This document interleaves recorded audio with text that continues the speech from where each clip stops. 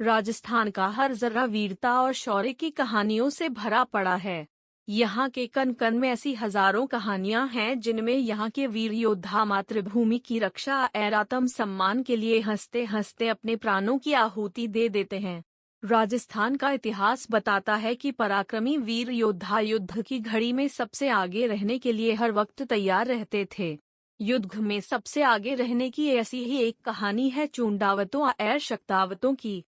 मेवाड़ के महाराणा अमर सिंह की सेना में दो राजपूत रेजिमेंट चूंडावता और शक्तावत हमेशा से ही अपनी श्रेष्ठता सिद्ध करने के लिए प्रयासरत रहते थे। मेवाड़ की सेना में चूंडावतों को हरावल यानी युद्ध में सबसे आगे रहने का गौरव प्राप्त था।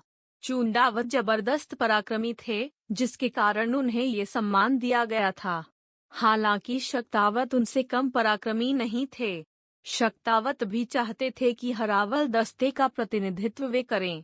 अपनी इस इच्छा को उन्होंने महाराणा अमर सिंह के सामने रखा और कहा कि वे वीरता और बलिदान देने में किसी भी प्रकार से वे चूंडावतों से कम नहीं हैं। शक्तावतों की इस बात से अमर सिंह पशोपेश में पड़ गए। उन्होंने इस पर काफी विचार करने के बाद अपना फैसला सुनाया। उन्होंने कहा कि दोनों दल उंटाला दुर्ग पर अलग अलग दिशा से एक साथ आक्रमण करेंगे। इसके बाद जिस दल का योद्धा इस दुर्ग में पहले पहुंचेगा उसे ही युद्धों में सबसे आगे रहने का गौरव मिलेगा। ये किला बादशाह जहांगीर के नियंत्रण में था और उस वक्त फतेहपुर का नवाब समस खां वहां का किलेदार था।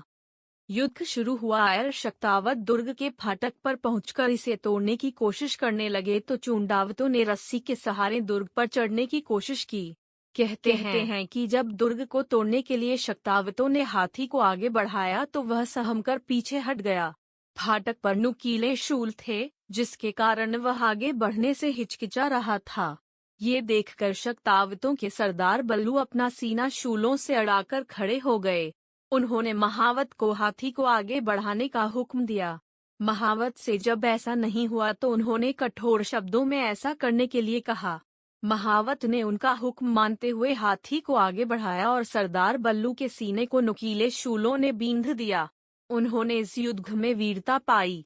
सरदार बल्लू का बलिदान देखकर वहां पर मौजूद हर कोई उनके आगे नतमस्तक था। चूंडावतों ने ये देखा तो उन्हें लगा कि शक्तावत इस तरह से किले में पहले पहुंचने में कामयाब हो जाएंगे।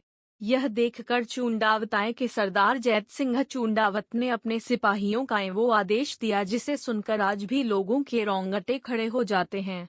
उन्होंने अपने सैनिकों से कहा कि दुर्ग में पहले पहुंचने की शर्त को पूरा करने के लिए मेरे सिर को काटकर किले के अंदर फेंक दो।